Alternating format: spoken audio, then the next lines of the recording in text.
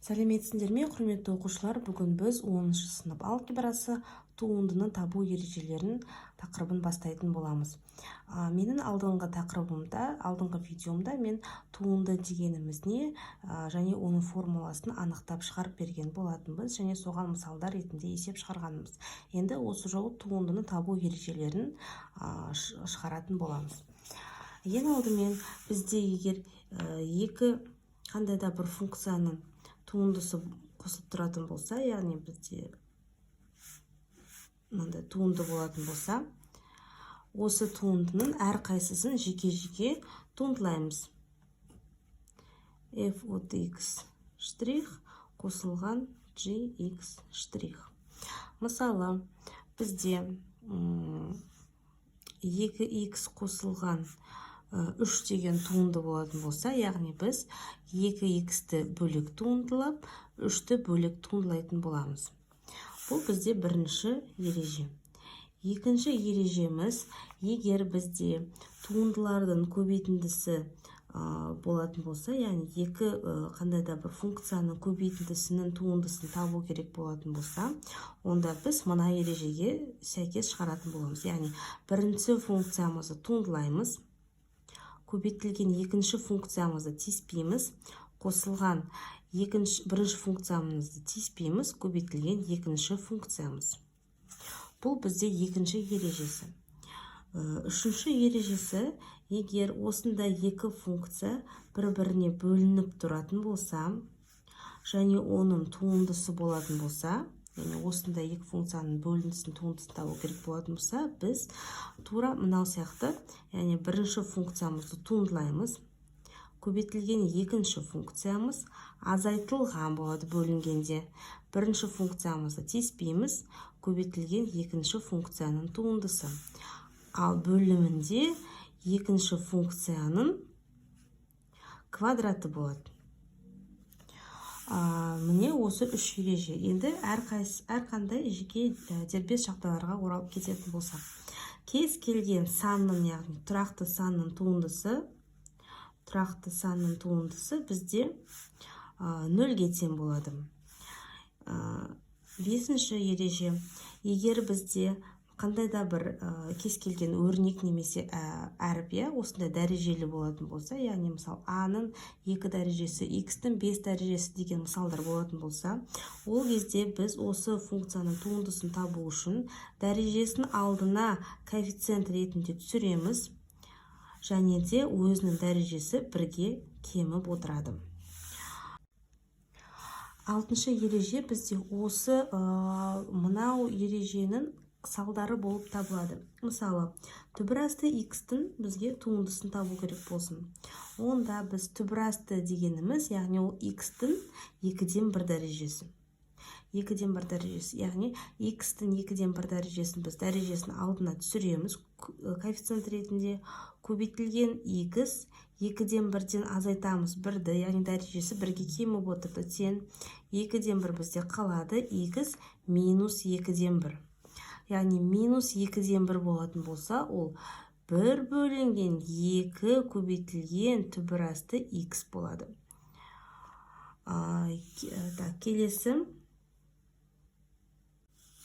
Келесі, егер 1 бөлінген x-тің туындысын табу керек болатын болса, дәл осы сияқты, яғни бізде осындай өрнегіміз қандай да бір айнымалымыз бөлімінде тұратын болса, ол бізде x-тің минус 1 дәрежесі деген сөз.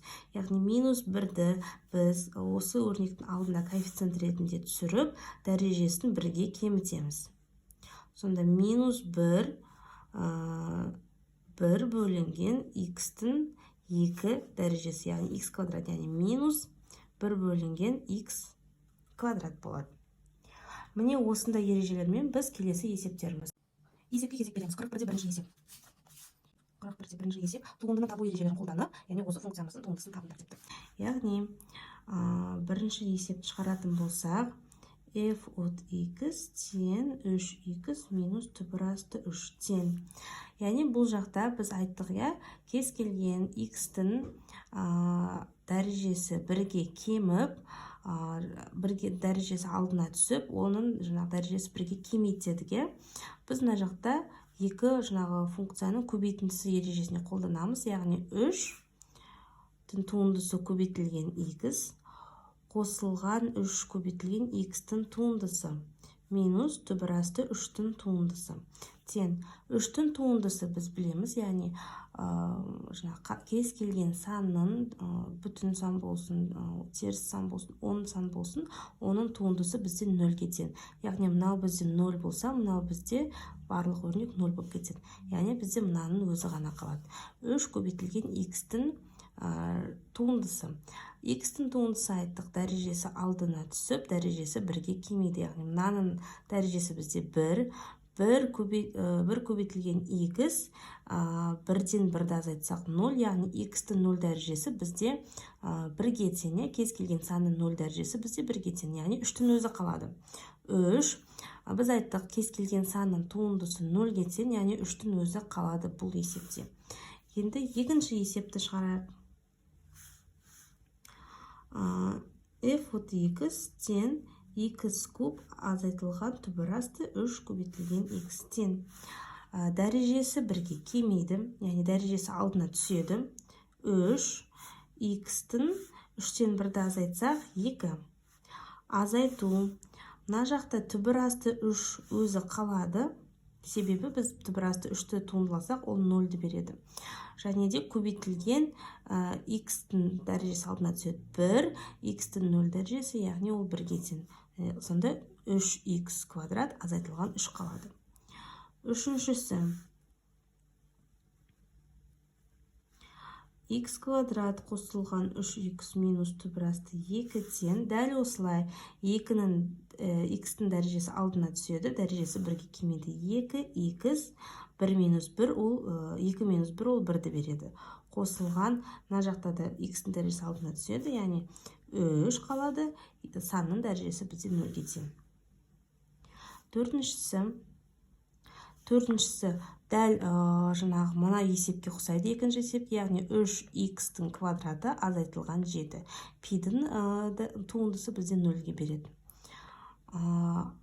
Так, давайте бесіншісін шығарайық. Бесіншісі f от x тең 5x минус 4 қосылған 2x минус түбір асты 5. 5-тің өзі қалады, көбейтілген минус 4 алдына түседі, коэффициент болып минус 4 көбейтілген x минус 4 минус 1 қосылған 2, яғни x-тің туындысы бізде 1-ге тең. Санның туындысы бізде 0-ге тең. Тең 5-ке минус 4-ті көбейтсек минус 20, x-тің минус 5 дәрежесі қосылған 2. Есеп 41-де екінші есеп. Бұл жақты дәл осылай осы функциямыздың туындысын табу керек. Бірақ бізде бұл жақта жақша болып тұр, я? Сонда бізде ең алдымен осы есебімізді шығару үшін жақшаны ашуымыз керек. Тең 3x-ті x-қа көбейтсек 3x-тің квадраты азайтылған 3x. Бұны туындыласақ 2 алдына түседі, 2 көбейтілген 3 бізде 6, x-тің 1 дәрежесі, ол 1 дәреже жазылмайды, азайтылған 3. Күрделірегін аламыз, екіншісі түсінікті, үшіншісін шығарып көрейік. Үшіншісі f от x тең x квадрат қосылған 3x минус 5. Тең x-ті квадратты x-ке көбейтсек, x-тің 3 дәрежесі 5 азайтылған 5x-тің квадраты қосылған 3x минус 15. Осыны туындылаймыз. Тең x-тің 3 дәрежеміз алдына түседі, 3x квадрат минус 2 көбейтілген 5 10x қосылған 3. Жауабы осы. Так, бесіншісін шығарайық. Бесіншісі f от x тең x минус 2 x плюс 3 минус 5x тең. Осыны туындылаймыз. Туындылаудың ережесі бойынша бөлінген кезде бізде бірінші функциямыздың туындысын анықтаймыз. Көбейтілген екінші функциямыз азайтылған бірінші функциямыз орнында қалады, екінші функцияның туындысы болады. Және де бөлімін біз не істейміз? Міндетті түрде квадраттаймыз. Азайтылған мына жақта белгілі, уже жауабы 5-ті тең. Енді осыны шығарамыз. X-тің туындысы бізде 1, 2-нің туындысы 0, яғни мына жақта бірінші жақшаның өзі қалады. X плюс 3 минус. Мына жақта екінші жақша өзі қалады. X-тің туындысы 1, 3-тің туындысы 0, яғни минус X плюс 2 бөлінген X плюс 3-тің квадраты. X пен минус X қысқарады, қалады 5 бөлінген X плюс 3-тің квадраты. Келесі есебімізді күрделендірейік. 40% 5-ші есеп. F от штрих X тен 0 теңдеуін шешіңдер. Яғни біз бірінші осы функцияның туындысын тауып 0-ге теңестіріп есебімізді шығарамыз. Бірінші есеп. F от X-тің штрихын табу керек. Тең 5x квадрат минус 3x минус 1-дің туындысы. Есімізге түсіреміз. Көбейтілген x минус 3-ті теспейміз. Азайтылған 5x квадрат минус 3x минус 1. Көбейтілген x минус 3-дің туындысы. Бөлінген x минус 3-дің туындысы. Осы тапқан өрнегімізді біз яғни 0-ге теңестіруіміз керек. Жазайық. 5x-тің квадратын туындысы 10x, азайтылған 3, көбейтілген x минус 3, азайтылған 5x квадрат минус 3x минус 1. Так, x-тің туындысы 1, 3-тің туындысы 0, яғни ештеңе өзгермейді. Бөлінген x минус 3-тің квадраты. Тең 0. Енді жақшаны ашамыз. 10x көбейтілген x бұл 10x квадрат. 10x көбейтілген минус 3 минус 30x. Минус 3 көбейтілген минус x бұл бізде. Минус 3x плюс 9. Минус 5x квадрат плюс 3x плюс 1. Бөлеміз x минус 3-тің квадраты. 3x пен 3x қысқарып кетеді. Сонда тең болады. 10x квадраттан 5x квадраты азайтсақ, 5x-тің квадраты минус 30x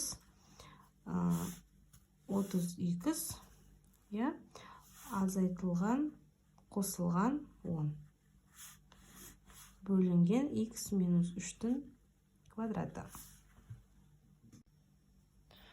Енді осы өрнекті 0-ге теңестіреміз, яғни бізде осы бөлшектің бөлімі x минус 3 тең емес 0 деп, яғни x тең емес 3-ке. Яғни бізде x-іміз 3-ке тең болған кезде бізде осы өрнегіміздің мағынасы болмайды. Сонда біз тек қана мына бөлшектің бөлімімен жұмыс жасаймыз. 5x квадрат минус 30x плюс 10-ды теңестіреміз 0-ге, есімізге түсіреміз дискриминант тақырыбын. Яғни 5-ті жақшаның сыртына шығарсақ, x квадрат минус 6x плюс 2 болады, тең 0-ге. Сонда біз 36-тан 28-ді айтсақ бізде 28 бізде 4 пен 7-нің көбейтіндісі. Енді x1 мен x2-ні анықтаймыз. 6 плюс минус 4 түбірасты 7, 4 бөлінген түбірасты 7 бөлінген 2. Осыдан 4 түбірастынан шығаратын болсақ 2 болады. Мына жақта да 2. Сонда жауабы 3 қосылған түбірасты 7 және 3 азайтылған түбірасты 7. Осымен оқушылар, есебіміз аяқталды.